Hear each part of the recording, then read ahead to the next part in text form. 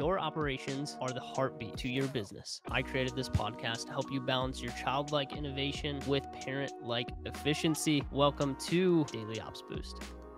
Yo, we are back with another Daily Ops Boost. I appreciate you guys tuning in today.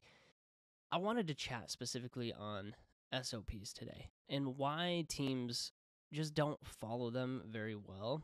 And a lot of times it's because the people that made the SOPs aren't the people that are inside of the department. So as you guys are growing your team, as you're starting to try to operationalize, which I don't even think is a word, I just made that up, but I'm coining it. It's been trademarked. All right, it's mine now. But at the end of the day, like we need our team to follow our standard operating procedures. But why exactly are they not following them? Well, a lot of times it's because we don't bring them in on the process of creating them.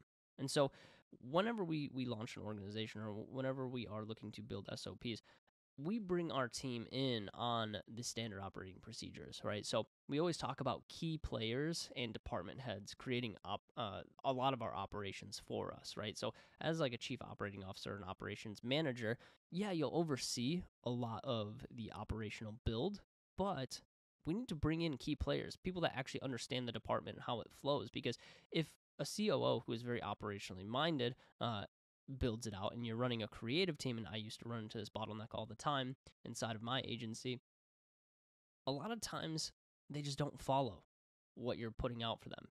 But when I started to bring in other people into the operational build of my SOPs, of my organization, right, they were more apt to follow it because they had a hand in the creation of that SOP and how the department actually runs. So as you guys are crafting SOPs, and if you're noticing that, hey, like my team just doesn't follow things very well, you got to get other people involved, right? You got to bring in some of that creative department. You got to bring in some of the ad buyers, because those are the people that are doing the positions every single day. It's not necessarily you. So bring those people in to help you design and create how the workflows should actually be. And then, of course, you can course correct if it's something that doesn't fit into, how the previous process works, or if you need to be able to link things together. And a good example of this would be like on a sales team, passing off, what is happening on the sales side to the fulfillment team during like an onboarding process, and making sure all the information gets from sales over into fulfillment,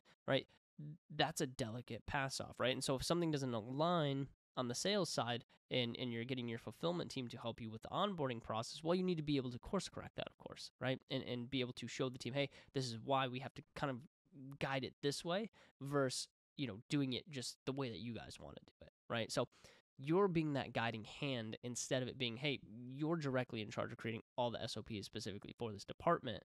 That's a really hard task to have, because a lot of times what you think is right is not how the team is currently carrying it out. And if the team isn't carrying it out that way, it's going to be very hard for them to pivot and be able to adjust to the new way of doing things. So with that said, bring your team in to create SOPs, bring your team in to get your operation in alignment, because it's going to be way more useful. And then when you bring them in, they're more apt to teach other people as your organization grows, and it's going to become the way of doing things. And if they don't do it that way, they're going to be very quickly in misalignment on the way that your agency or your business does things. So with that being said, make sure you bring in your team.